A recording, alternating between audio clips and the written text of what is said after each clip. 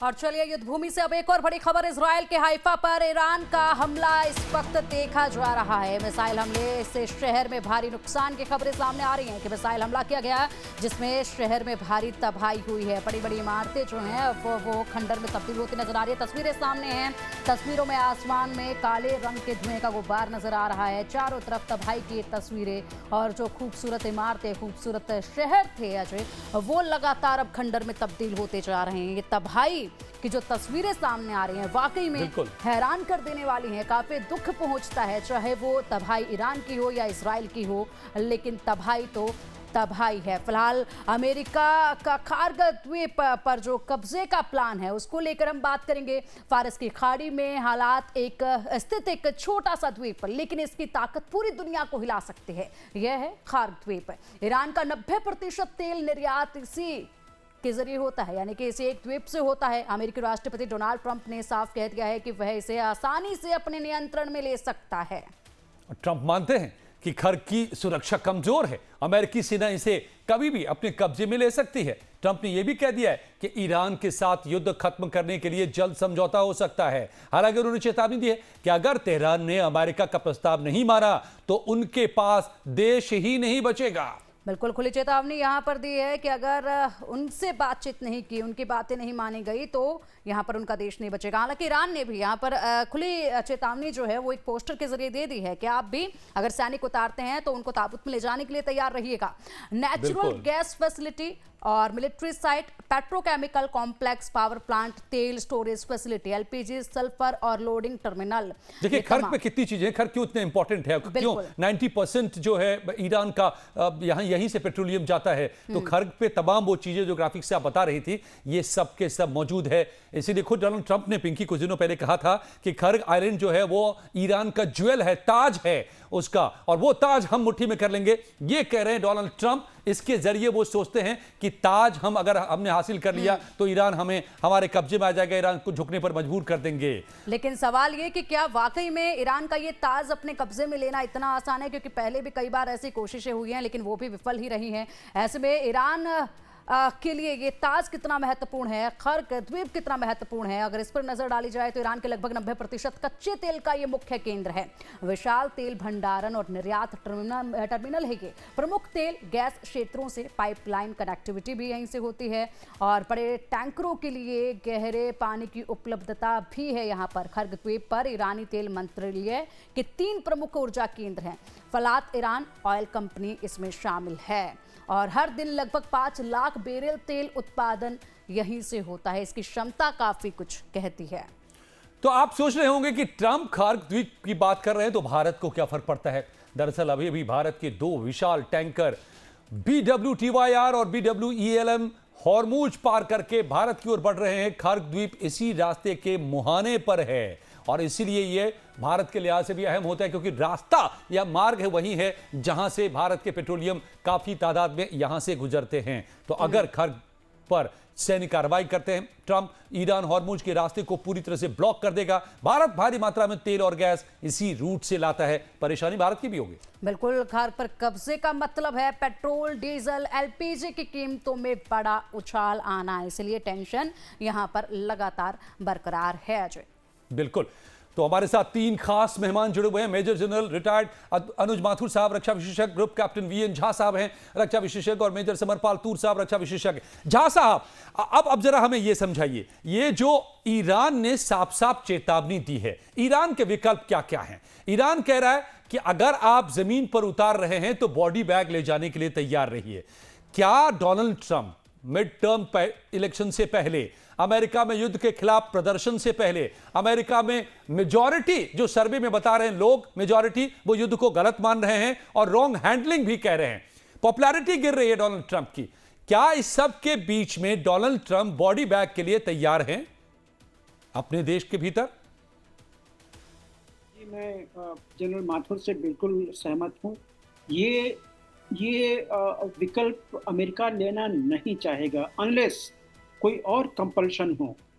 Compulsions बहुत सारे हैं क्योंकि अमेरिका की कोई अचीवमेंट नहीं है। उसके जितने ऑब्जेक्टिव मैंने आपको गिनाए थे उसमें से उनका कोई ऑब्जेक्टिव पूरा नहीं हुआ है और उल्टे आज के दिन में अमेरिका जो है वो रिसीविंग एंड पे है, और सिर्फ अमेरिका नहीं, उस रीजन के सारे कंट्री जो हैं वो रिसीविंग एंड पे हैं, सबों को चोट पड़ रही है, सबों को नुकसान उठाना पड़ रहा है। तो फिर अमेरिका जब यहाँ से जाएगा, चाहे वो कोई भी प्रिटेक्स्ट पे जाए, कल ही डोनाल्ड ट्रंप ने, कल क्या आज डोनाल्ड ट्रंप ने एक बयान दिया हुआ है कि उसका सत्ता परिवर्तन का जो ऑब्जेक्टिव था वो पूरा हो गया। भाई कहाँ से पूरा हो गया?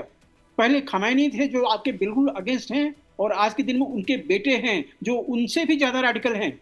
तो आपने कौन सा सत्ता परिवर्तन किया? तो देखिए, उनका अमेरिका का कोई भी ऑब्जेक्टिव पूरा नहीं हुआ है, और यहीं पे खतरा आता है कि शायद वो अपने जो एम्फीबियन शिप जो वहाँ पे गई है USS ट्रिपली, उसमें लगभग 4000 ट्रूप्स हैं, उससे शायद वो कोशिश करे कि खर्ग आइलैंड को नुकसान पहुंचा जाए। वहाँ पे वो रह नहीं पाएंगे, वो नुकसान पहुंचाने की कोशिश करेंगे कि अगर मैं नहीं रह सकता हूं तो तुम भी नहीं रह सकते हो। तो इसमें क्या होगा, आज के दिन में एक जो एयर पावर है, खास करके जो वेस्टर्न ब्लॉक है, अमेरिका और भारत, इंग्लैंड, ये नेटो ब्लॉक जो हैं, ये बिलीव करते हैं use the air power to the maximum. और यहीं पे जो माथुर साहब ने आपको बताया कि खर्ग आइलैंड को पल्वराइज किया जा सकता है, उस पर दसों हजार बॉम्ब गिराए जा सकते हैं और उसकी जरूरत भी नहीं पड़ेगी। उसके 2-4 बॉम्ब ऐसे स्पॉट पे पड़ गए जहाँ पे कि उनका वेल है, जहाँ पे उनका स्टोरेज है, जहाँ पे उनकी गैस की इनपुट्स हैं, वेल हैं, फिलिंग पॉइंट्स हैं, तो वो पूरे द्वीप में वो अपने आप आग लग जाएगी। अगर अमेरिकी वहाँ पे उन्होंने इन्वेड किया तो दे विल गेट इंसिनरेटेड, और इतनी बॉडी बैग उनको वहां से लानी पड़ेगी कि फिर कोई जवाब देने वाला नहीं होगा। लेकिन बात वही है कि अगर मैं नहीं ले पाया तो तुमको भी यूज नहीं करने दूंगा। तो हो सकता है कि वो बॉम्बिंग करके वो पल्वराइज करते हैं उस खर्ग आइलैंड को, कि आपकी जो इकोनॉमिक पावर है, जो 90% ऑयल वहां से जाती है, उसको हमने समाप्त कर दिया। लेकिन उससे कोई ऑब्जेक्टिव उनका पूरा नहीं होगा। दूसरी चीज ये बड़ा सवाल चाहता हूँ जी जी, ये बड़ा सवाल है झा साहब। I will come back to you again sir. ये जो आपने कहा कि क्या ईरान, ये भी जानकार कह रहे हैं कि क्या अगर आपने खर्ग को ले भी लिया, खर्ग को कंट्रोल भी कर लिया, या खर्ग को डिस्ट्रॉय ही कर दिया, किसी भी सूरत में क्या ईरान सरेंडर कर देगा? ईरान आपकी बात मान लेगा उसके बाद भी? शायद नहीं। ये दुनिया के जानकार कई बता रहे हैं। माथुर साहब आपसे ये समझना चाहूंगा कि क्या अमेरिका का ऑब्जेक्टिव है खर्ग के जो चीजें हैं, संपदाएं हैं पेट्रोलियम से जुड़ी हुई, उसको डिस्ट्रॉय करना या उसको कब्जा करना? ईरान के पास विकल्प क्या है? क्योंकि ईरान के मेनलैंड से भी बहुत दूर नहीं है यहां के जाल के अलावा ये जगह। देखिए, जहां तक डिस्ट्रॉय करने का सवाल है, ये अमेरिका जब चाहे कर सकता है, इसमें कोई संदेह नहीं होना चाहिए। उनके पास इतनी काबिलियत है। वहां B-2 बॉम्बर से 50 आप GBU-57 गिरा देंगे तो उसका पता नहीं पड़ेगा खर्ग आइलैंड कहां गायब हो गया। लेकिन जो बात हमको समझने की है वो ये है कि क्या आप ईरान के सबसे बड़े एनर्जी रिसोर्स को, जिसको कि शायद उसकी बिल्कुल उसकी नस दुखती हुई रग कहा जा सकता है, उसको नष्ट करने का प्रयास करेंगे? क्या आपको हासिल होगा उससे? कुछ नहीं हासिल होगा। और इसके अलावा ईरान और ज्यादा आपके ऊपर उलट करके हमले करने की कोशिश करेगा, क्योंकि उनका ईरान जो है, देखिए ईरान की जो स्ट्रेटेजी है, ईरान जानता है कि वो ये युद्ध मिलिटरीली नहीं जीत सकता। इतना अंतर है अमेरिका इजराइल की मिलिट्री कैपेबिलिटी और ईरान की मिलिट्री कैपेबिलिटी में कि आप सोच नहीं सकते। अब जब उनको पता है कि उनका उद्देश्य जीतना नहीं है, तो अब उनका उद्देश्य एंड्योरेंस है।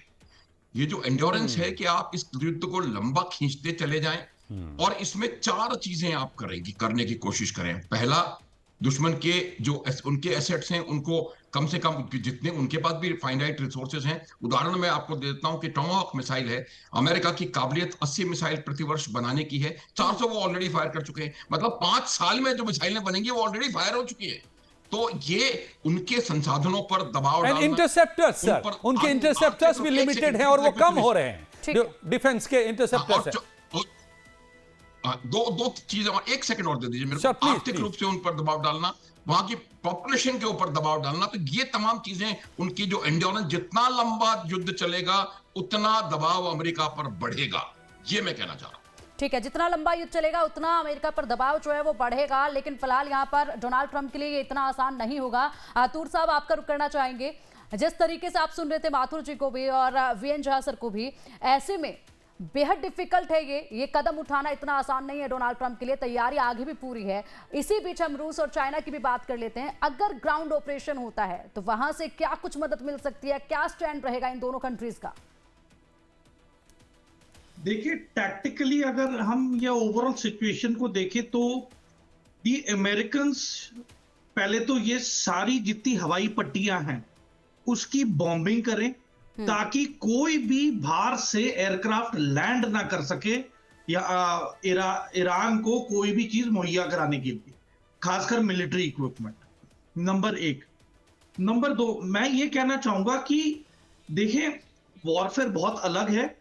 जो 1980 से 1988 की लड़ाई हुई थी इराक के खिलाफ, वो मैंने लड़ाई पढ़ी और देखिए आर्टिलरी वॉरफेयर था, सब कुछ था। पर अब मुद्दा यह है कि आपको आर्टिलरी की जरूरत ही नहीं जब आपके पास ड्रोन्स हैं, और ड्रोन्स इतनी बड़ी तादाद में है कि वो गेम चेंजर होंगे। तो देखिए, इसमें डायरेक्टेड एनर्जी वेपन्स यूज होने वाले हैं, इसमें जैमिंग रेडार्स यूज होने वाले हैं, लूकस सिस्टम है वो यूज होगा, ड्रोन्स जो खुद नेवल ड्रोन्स जो पानी में जो माइंस हैं उसमें जाके वो माइंस को न्यूट्रलाइज करेंगे। तो देखिए, ड्रोन का मुकाबला भी ड्रोन से होने वाला है। इसमें microwave technology, frequency based weapon system जो वेनेजुएला में यूज हुए थे वो यूज होंगे। तो देखिए, बहुत ही लेटेस्ट लेजर्स यूज होने वाली हैं इसके अंदर। तो ऐसा नहीं है कि अमेरिका तैयारी के साथ नहीं जाने वाला है, तैयारी के साथ जाएगा, बट चैलेंजेस बहुत ज्यादा हैं। यदि आप एक टारगेट पे एक पत्थर मारें तो या तो वो 100% बचेगा या उस पे चोट लगेगी, पर आप एक हाथ में बजरी उठा के टारगेट की तरफ मार रहे हैं तो देखिए कहीं ना कहीं पे तो बजरी गिरेगी ही टारगेट पे। तो जाहिर सी बात है, देयर विल बी कैजुअलिटीज। उसके अलावा मैं एक और एंगल बताना चाहता हूं, GCC countries, gulf cooperation countries इकट्ठी होके लैंड अटैक के लिए जाने वाली है। मैं आपको लिख के दे रहा हूं दैट सबसे बड़ा प्यादा जो अमेरिका के पास है वो जीसीसी का कंटिंजेंट है। ये जो पाकिस्तान में जमावड़ा हुआ है इजिप्ट का, मिस्र का और तुर्की का, ये एक सुन्नी अलायंस है। वहां पे बकायदा पीस टॉक की जगह मिलिट्री प्लान डिस्कस हो रहे हैं कि अगर मिलिट्री पॉइंट ऑफ व्यू से अंदर जाएंगे तो कैसे कार्रवाई और कोऑर्डिनेशन होनी है। तो प्लीज आप जीसीसी कंट्रीज को भी इंक्लूड करें, क्योंकि देखिए कुवैत की जब लड़ाई हुई थी तो अमेरिकन भी अरब कंट्रीज की ही मिलिट्री कंटिंजेंट को आगे भेजा था। इसी पर माथुर सर कुछ कहना चाह रहे हैं, तूर साहब, उनको भी एक बार सुन लेते हैं। इसी बात पर कुछ ऐड ऑन करना चाह रहे हैं। देखिए, मैं आपको एक बात बताना चाह रहा हूं कि ये जो डिवाइड है अरब कंट्रीज का और ईरान का, वो बहुत ज्यादा गहरा हो चुका है। ये बात ईरान से जो गलती हुई है वो ये हुई है कि उन्होंने इस पूरे युद्ध का हॉरिजॉन्टल एस्केलेशन किया। उनको इस बात की उम्मीद थी कि हॉरिजॉन्टल एस्केलेशन करके और गल्फ के देशों को इसमें शामिल करके वो कहीं ना कहीं दबाव बना, एक प्रेशर पॉइंट क्रिएट कर पाएंगे अपने लिए। लेकिन मुझे लग रहा है कि ये शायद उल्टा कुछ हो करके उनके ऊपर पड़ने वाला है, और जिस प्रेशर पॉइंट की वो उम्मीद कर रहे थे वो प्रेशर पॉइंट मुझे लगता है कहीं ना कहीं बनता हुआ नजर नहीं आ रहा है। और गल्फ के देश, क्योंकि आप देखिए किस प्रकार से यूएई ने $530 बिलियन जो ईरान की संपत्ति है उसको सीज कर दिया है, कैसे उन्होंने जो 99 ईयर लीज का जो गोल्डन वीजा प्रोग्राम उनका था उसको बंद कर दिया है। उनका साफ बिल्कुल मैसेज चला गया है, और उनके फॉरेन मिनिस्टर ने बिल्कुल साफ कहा है कि ईरान जो है एक टेररिस्ट स्टेट है। तो इस प्रकार का जो माहौल मिडिल ईस्ट में इकट्ठा हो गया है। और दूसरी बात, जो हम बार बार सिर्फ ऑयल की और एनर्जी फ्लो की बात कर रहे हैं, हमको एक बहुत इंपॉर्टेंट चीज जो हमें बात करनी चाहिए वो ये है कि जो कंट्रीज अंदर हैं, बहरीन, कतर, इराक, इनके जो फूड सिक्योरिटी उसका क्या, क्योंकि वो भी इसी स्टेट ऑफ हॉर्मुज के थ्रू आती है। इनकी सारी चीजें, इनका सारा बिजनेस, इनका सारा सब कुछ इस स्टेट ऑफ हॉर्मुज के थ्रू आ रहा है। और चूंकि ये स्टेट ऑफ हॉर्मुज ईरान ने बंद करके रखी हुई है, इन जगहों पर बहुत ज्यादा प्रभाव पड़ रहा है। कल ईरान ने जाकर के कुवैत के वाटर डिसैलिनेशन प्लांट के ऊपर हमला कर दिया है। आप तेल के बिना रह सकते हैं, हर चीज के बिना रह सकते हैं, पानी के बगैर वहां नहीं रह सकते, तो इसके लिए वो बहुत ज्यादा सेंसिटिव होंगे। तो मेरा ये मानना है कि ईरान ने कई स्ट्रेटेजिक एरर्स किए हैं जिनकी वजह से आज पूरा अरब वर्ल्ड उनके खिलाफ इकट्ठा हो रखा है। और ये बात सर यही, लेकिन मानने वाली है। हाँ। और जो पाकिस्तान है सबसे बड़ा धोखेबाज, पहले भी पीठ में खंजर झोंक चुका है, दोबारा वो खंजर भोंकेगा और उसी की तैयारी वो पाकिस्तान कर रहा है। आपको याद दिला दूं, जून 25 में जब हमला हुआ था ईरान पे, जिस दिन हमला हुआ है उस दिन असीम मुनीर डोनाल्ड ट्रंप के पैरों में पड़ा हुआ था अमेरिका में। उसके बाद 6 दिन तक रहा, वो 13-12 दिन हमले होते रहे, उनमें से 6 दिन में वहां पर बैठ करके वो क्या कर रहा था इसका कोई जवाब किसके पास नहीं है। ईरान जानता है पाकिस्तान क्या है, और यही वजह है कि उन्होंने एक बार मना कर दिया कि पाकिस्तान का कोई मीडिएशन उनको एक्सेप्टेबल नहीं है। लेकिन ईरान का ये जो हॉरिजॉन्टल एस्केलेशन वाला स्टेप है वो मुझे लगता है कहीं ना कहीं भारी पड़ने वाला है, भारी पड़ने वाला है। ओके ओके, लेकिन ईरान के पास फिर विकल्प क्या क्या हैं, और ईरान अगर ये कर रहा है तो क्यों कर रहा है, ये भी मैं सर आपसे समझूंगा। You are the expert of these kind of attacks specially. लेकिन उससे पहले ये भी बताते चले कि पश्चिम एशिया में जारी जंग के चलते दुनिया भर में तेल और गैस का संकट लगातार गहरा रहा है। हालांकि भारत में एलपीजी संकट के बीच अच्छी खबर आई है, जहां 2 एलपीजी टैंकर ने हॉर्मुज स्ट्रेट को पार कर लिया है और वो जल्द भारत पहुंच सकता है। बिल्कुल, 94,000 मैट्रिक टन के 2 एलपीजी वाहक जहाज PW-TYR और PW-ELM सुरक्षित रूप से स्ट्रेट ऑफ हॉर्मुज से गुजर चुके हैं और भारत की ओर बढ़ रहे हैं। PW-TYR मुंबई की ओर बढ़ रहा है और इसके 31 मार्च 2026 को पहुंचने की उम्मीद है, यानी कि आज कल के दिन ये जो है पहुंचने की इसकी पूरी उम्मीद जताई जा रही है। जबकि PW-ELM न्यू मैंगलोर की ओर जा रहा है और इसके 1 अप्रैल को पहुंचने का अनुमान है। सुरक्षा में भारतीय नौसेना पूरी तरह से तैनात है। इसके पहले 4 भारतीय झंडे वाले एलपीजी टैंकर भी इस अहम समुद्री रास्ते को पार कर चुके हैं, जबकि 3 अन्य अभी पश्चिमी हिस्से में हैं। तो तनाव के बीच अब तक कितने शिप आ गए हैं ये भी समझिए। शिवालिक 46,000 मीट्रिक टन एलपीजी के साथ पहुंच चुका है। Nanda Devi 46,000 metric ton LPG लेकर पहुंच चुका है। जगवसन 47,600 मीट्रिक टन एलपीजी ला चुका है। पाइप गैस के जरिए 45,000 मीट्रिक टन एलपीजी यहां पहुंच चुका है। बिल्कुल, और अब PW-TYR और PW-ELM का ये सफर सिर्फ एक समुद्री यात्रा नहीं बल्कि भारत की ऊर्जा सुरक्षा की एक मजबूत कड़ी है। 94,000 मैट्रिक टन एलपीजी के साथ ये टैंकर देश की जरूरतों को पूरा करने की दिशा में बढ़ रहा है लगातार। तो ये इसी को हम समझने में लगे हैं यहां पर कि आखिर ये युद्ध कहां खड़ा है, किधर जा रहा है, क्या इस वक्त चल रहा है। ग्रुप कैप्टन VN झा साहब रिटायर्ड, मेरे साथ रक्षा विशेषज्ञ भी जुड़े हुए हैं। झा साहब यहां अब इस सब के बीच में कि क्या एम्फीबियन अटैक्स के जरिए ईरान को कंट्रोल करने की कोशिशों पर हम बात कर रहे थे, लेकिन खबर यह भी निकल के आ रही है कि इजराइल ने हाथ खड़े कर दिए हैं कि हम तो इसमें शामिल होने वाले नहीं हैं। इसका क्या मतलब, इसको कैसे देखा जाए? क्या दुश्मन खेमे में फूट? अजय जी, एक बहुत अहम पहलू है जो हम लोग सब अभी तक जिसका जिक्र नहीं किया हुआ। Yes sir. और वो ये है कि ईरान तो इसमें इन्वॉल्व था ही। अब आज के दिन में पिछले 3-4 दिन से जबकि यमन हुती जब इसमें इन्वॉल्व हो गए हैं तो इसके कॉन्सिक्वेंसेस क्या हैं। आपको पहले याद होगा कि हुती ने पहले रेड सी में तहलका मचा रखा था, तबाही मचा रखी थी, सारी की सारी जो वो रूट थी वो बंद हो गई थी।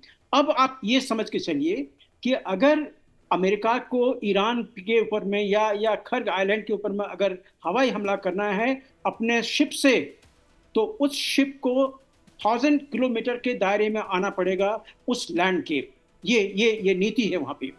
अगर आप 1000 किलोमीटर के दायरे में आए तो आपने परसों का जो ईरान का एक धमकी था, ईरान से सिर्फ धमकी नहीं देता, वो करके भी दिखाता है कि अगर वो हमले के दायरे में आया USS लिंकन तो वो उसको डुबो देगा, और ये काफी पॉसिबल है। कोशिश भी कर चुका है ईरान। पता नहीं, तो थोड़ा सा समझ लीजिएगा, मैं ये एक नया एंगल आपको दे रहा हूँ कि पहले ही जो USS फोर्ड था जो मेडिटेरियन में था उसमें 36 घंटे तक आग लगी रही थी। ये बात पब्लिक डोमेन में ज्यादा नहीं आई। डेली हंट ने ये चीजें बड़े विस्तृत से उन्होंने पब्लिश किया था। और दूसरा जो चीज है, ये जो लरक आइलैंड को स्कर्ट करते हुए एक नया रूट बनाया गया है जिससे हमारे शिप जा रहे हैं, ये क्यों है? मतलब मेन जो हॉर्मुज का जो लाइन था, शिपिंग लाइन, उसको क्यों यूज नहीं किया जा रहा है? बात बिल्कुल एकदम क्लियर है कि उस रूट को माइन कर दी गई है, और जो भी नेवी वॉरफेयर से जो संबंध रखते हैं वो आपको बताएंगे कि एक एक माइन को निकालने में दिनों लग जाते हैं, प्लानिंग लग जाती है, और बहुत सारे एसेट्स होते हैं। तो आज के दिन में वो रूट खत्म हो गई है। तो आपका हॉर्मुज वो अमेरिका के लिए या उसके एलाइड देशों के लिए अवेलेबल नहीं है। तो जितने भी कंट्री देश हैं यहाँ पे, मतलब इराक से लेके आप यहाँ पे ओमान तक ले लीजिए, ये सब चोक होंगे भी मनी के मामले में। दूसरा, कोई भी जो शिप जाएगा लरक आइलैंड के थ्रू, अगर कोई क्लियर करना चाहेगा तो लरक आइलैंड में तो कोई जा ही नहीं सकता है, कोई विदेशी शक्ति उसमें घुस नहीं सकती, क्योंकि वो तो आर्टिलरी के दायरे में होगा, नॉर्मल रॉकेट जो है वो उसके फायर के दायरे में होगा, जिसके लिए काउंटर नहीं किया जा सकता है।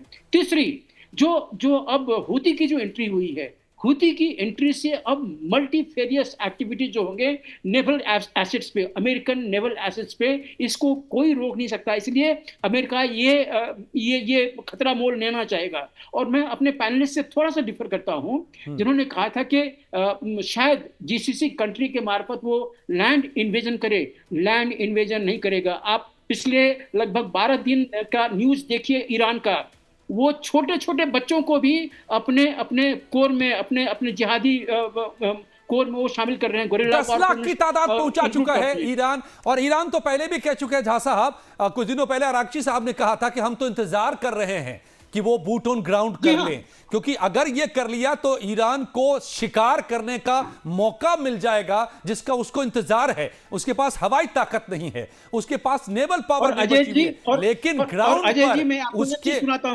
चीज बताता हूं, इसके दायरे में पाकिस्तान है।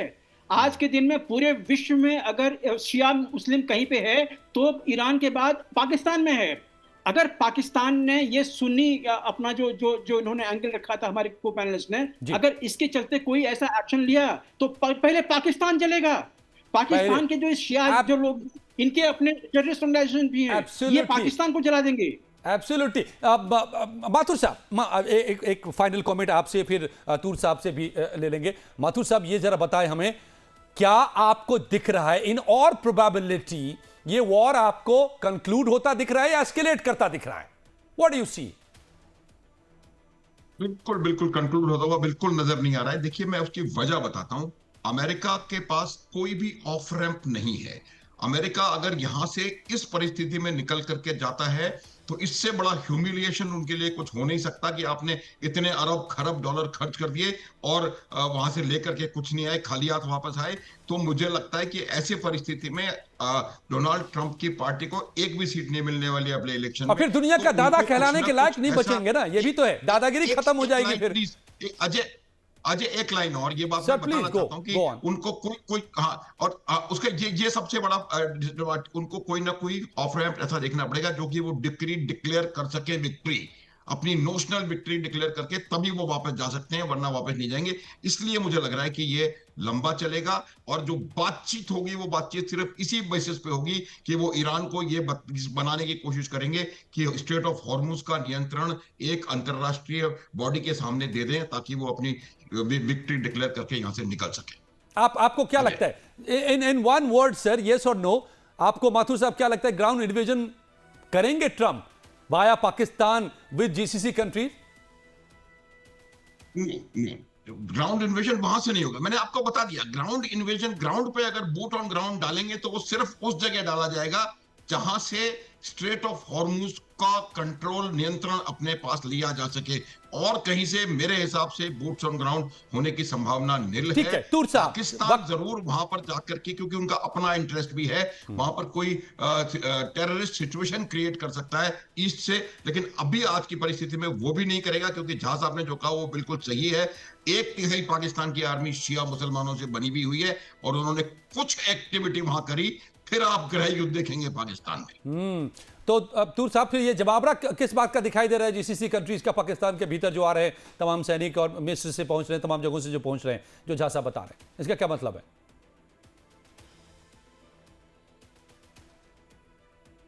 तूर साहब, मैं इतना कहूंगा कि जिस तरीके से एक फ्लीट आ रही है, नेवल फ्लीट, बॉक्सर, उसका काम ही एम्फीबियस ऑपरेशंस है। और देखिए जितना जमावड़ा इकट्ठा हो रहा है, जैसे 82nd एयरबोर्न डिवीजन वहां पे आ चुकी है, तो जायज सी बात है कि यहाँ पे 101% यहाँ पे ग्राउंड ऑपरेशंस होंगे। ये तो हमें रूल आउट नहीं करना चाहिए। नहीं, ग्राउंड ऑपरेशन या एम्फीबियन ऑपरेशन होते हैं मतलब तो आप कौन से ग्राउंड को होल्ड करेंगे, कौन से ग्राउंड को होल्ड रखेंगे, कब तक होल्ड रखेंगे, उससे आपको अचीव क्या हो रहा है, क्या आपके आसपास की जो वल्नरेबिलिटी है आप उसे निगेट कब तक करते रहेंगे? क्योंकि देखिए ईरानियंस के पास इतने ड्रोन है कि कम से कम 2 साल निकल जाएंगे, वो रोज हजारों की तादाद में ड्रोन्स भेजते रहेंगे। टाइम अप तो सर, ऐसा टाइम अप। डेटरेंट क्या है यूएस के पास, वो असली सवाल है कि ग्राउंड ऑफेंसिव तो होगा बट जो डेटरेंट यूज करने वाले क्या वो इफेक्टिव होने वाला है? क्योंकि देखें इनके एयर ऑपरेशंस वीक हो चुके हैं, इन्होंने इनकी आंखें उड़ा दी हैं, रेडार्स एवैक्स उड़ा दिया प्रिंस सुल्तान बेस पे $700 मिलियन का, तो रिफ्यूलर्स उड़ा रहे हैं। तो बेसिकली ये इनकी हवाई जो मार की जो क्षमता है, जो एयर ऑपरेशंस का सपोर्ट सिस्टम है, उसे टारगेट कर रहे हैं, क्योंकि वो जानते हैं कि वो एयरक्राफ्ट को नहीं गिरा सकते, तो एयरक्राफ्ट के सपोर्ट सिस्टम को टारगेट कर रहे हैं। तो देखिए ये लंबी लड़ाई चलेगी, डिपेंड करता है कि अमेरिकन कितनी चतुराई बाथुर साहब कुछ ऐड करना चाह रहे थे सभी सिस्टम्स को 10 सेकंड सर करके अंदर है। देखिए मैं बिल्कुल मैं आपको ये बताना चाह रहा हूं कि कोई भी ईरानियन मेनलैंड के ऊपर ग्राउंड इन्वेजन होने की कोई संभावना बिल्कुल नहीं है। एक बात हमको और देखने की आवश्यकता है जो कि समझ में आनी चाहिए कि क्या वजह है कि ईरान को 12 साल तक के बच्चों को अपनी फौज में भर्ती करने की आवश्यकता पड़ रही है। हम लोगों को ईरान में जो नुकसान हो रहा है उसका सही अंदाजा निकल करके बाहर नहीं आ रहा है। ये बात हमको समझने की आवश्यकता है। आज आप देखेंगे दुनिया की हर चैनल के कॉरेस्पॉन्डेंट्स इजराइल में हैं, एक भी ईरान में नहीं है, क्योंकि ईरान की परिस्थितियां क्लियरली समझ के बाहर नहीं आ रही हैं। बहुत नुकसान ईरान को ऑलरेडी हो चुका है और मैं आपको बता सकता हूं कि ठीक है सर, समय की बहुत पाबंदी। इस चर्चा को फिलहाल के लिए इस सेगमेंट को यहीं पर विराम देना होगा। आप सभी का बहुत बहुत शुक्रिया लाइफ टाइम्स के साथ जुड़ने के लिए। लेकिन पिंकी, उस पार भी हम जब लौटते हैं कुछ देर में तो हम इसी युद्ध भूमि में रहेंगे, क्योंकि कई इसके ऐसे पहलू हैं कि क्या अगर ये युद्ध फैल रहा है, अगर ये युद्ध कंक्लूड होता नहीं दिख रहा है जो हमारे एक्सपर्ट्स अभी बता रहे हैं, तो फिर इसके क्या मायने होंगे, उसके क्या नतीजे होने वाले हैं। अब आगे 31 दिनों तक युद्ध में को हमने देखा है, लेकिन आगे कौन सा युद्ध अब बाकी है और कैसे युद्ध लड़ा जाना है, करने पड़ेंगे अभी। एब्सोल्युटली इन बातों को भी समझेंगे कुछ ही पलों में। बने रहिए हमारे साथ।